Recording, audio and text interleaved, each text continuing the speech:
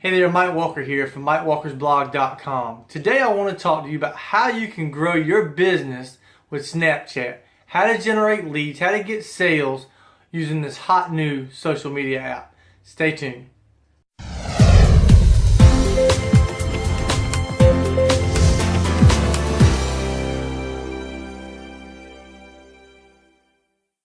Okay guys, so let's just go ahead and dive right into how we can use Snapchat to build our business every single day.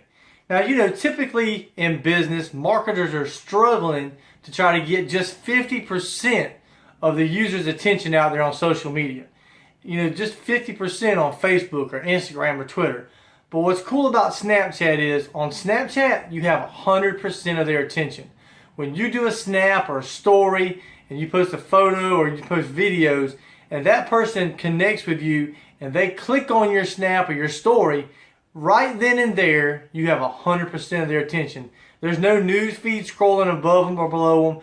It's you and that person one-on-one. So that's what is one important thing about Snapchat and how it's very easy to get that one-on-one connection with someone with Snapchat is because they actually have to click on your stuff to actually see it. So they have to click on your snap or your story before they can actually view it. And by doing that, that makes it personal and it makes it one-on-one. So with Snapchat, you can share photos, and within those photos, you can add call to actions. You can write text on it. You can draw on it, whatever you want to do. But you can add a call to action, whether it be go to my website or check out my blog or whatever the case may be. You can always add call to actions. You can also record 10-second videos, and you can overlap them to where you can do 3, 4, 5, 6, 7, however many you want to do. Of course, I would not do too many. Obviously, I wouldn't try to do a 3-minute video in 10-second increments because that would just be too much. And honestly, nobody's going to really watch that. I would try to stick with maybe 3 to 4, 5 at the most. So yeah, 5 at the most. Don't do too many. You don't want to overdo it because people are going to get bored watching the stuff, and there is like a little delay when it goes from one 10-second video to the next one. So remember this: people decide what they want to watch while they're on Snapchat. So if you're giving call to actions and it's the same thing, go to my website, go to my website, go to my website, check out my stuff, check out my stuff. Every time you do something, keep in mind, they're probably going to quit watching your stuff. They're going to probably block you. They're probably going to just do away with you because you don't want to come off salesy. You don't want to come off as pitchy all the time. Call to actions can be different every single time. You can do a call to action for people to chat with you. Hey, chat with me, because there's a chat feature inside of Snapchat. That could be your call to action. Your call to action could be, hey, screenshot my photo, or screenshot my story photo, and that's a good way also to get them to go to your website. So it doesn't have to be go to my website every time for a call to action. There's all kinds of different ways you can get them to connect with you. Like I said, via chat, via messaging, whatever the case may be.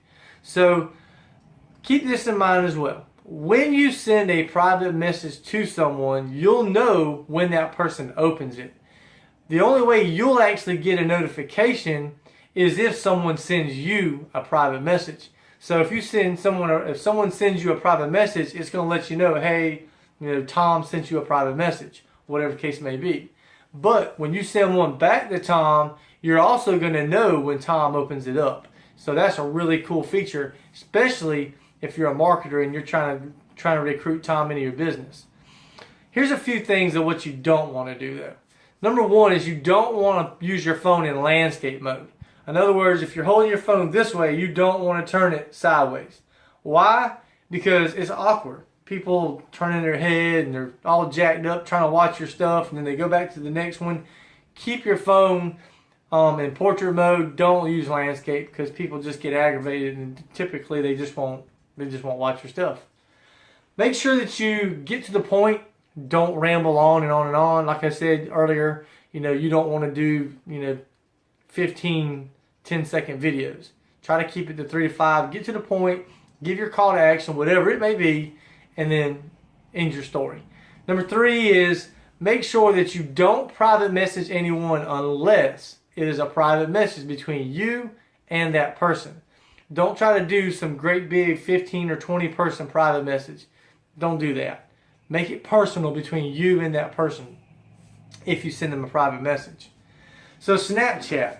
Snapchat is one of the strongest tools in Snapchat is the story capability. You're able to do stories. You're able to, put pictures in stories. You're able to put videos in stories. And that's very, very cool because you're able to connect with people one-on-one. It's more personable than being on Facebook or Twitter or even really Instagram, even though Instagram is more all about pictures. But on Snapchat, people, they get to see a behind-the-scenes look at your life. It's like a day in the life of you, You're able to have basically your own reality TV show. So allow people to see who you really are. Don't be fake and don't try to be some TV celebrity. Be you. Be real. Let people see what your life is. Because that's how people are going to learn to like you and trust you, is just seeing how you are yourself. Make sure that you give tips and advice. Make sure that you give, your expertise on things throughout the day when you do your stories, when you do your snaps. You can also do reviews on products. If you're fixing to launch a product or something like that, make sure you give them a review of the product that you're fixing to launch.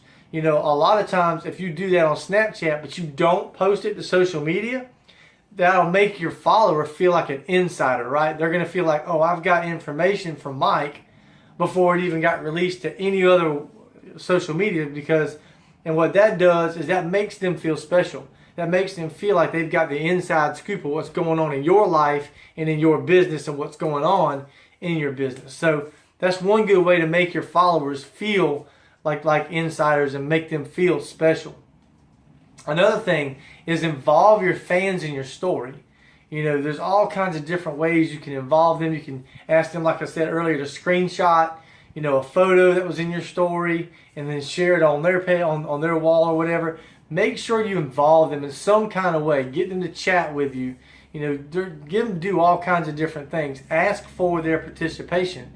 You'd be surprised at how many people love to get involved with things and just like to be a part of something. So that's another good way to get good engagement and to get people to participate with you. Make sure that you reply to your fans using the chat feature. That chat feature is there for a reason. Use it. Talk to them. Thank them for following you on Snapchat. Thank them and see if there's anything you can do for them. So those are just a few of my tips on Snapchat and how you can use it for business. One good thing too that you can do when you're doing your call to actions is you can tell them, say, hey, look, if you're on a cell phone right now, you can go and you can follow me, and then give that link. Put that link on in the call to action, or tell them if you're on a computer, they can go click the link or whatever the case may be. But make sure you tell them what your link is, and then that way too, they'll know exactly where they can find you. Now, another cool thing too is make sure that on all your email signatures, social media profiles, all those type things, make sure you put your Snapchat link in those things so that people can go and find you on Snapchat. One good thing about being on Facebook is, and I saw a lot of people doing it, and I went ahead and did it myself, and it makes really good sense, is to change your profile picture on your Facebook, change it to your Snapchat profile picture. By doing that, all they have to do is click on your picture, if they're on a computer, and then take a picture of it, and automatically you'll get added. So that's another good way to get more engagement and get more people to add you, is by changing your profile picture to your Snapchat picture, because that way they can add you very, very easily.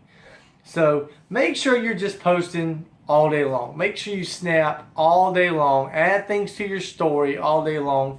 There really is no science as to how much you should post or how little you should post. Just be real.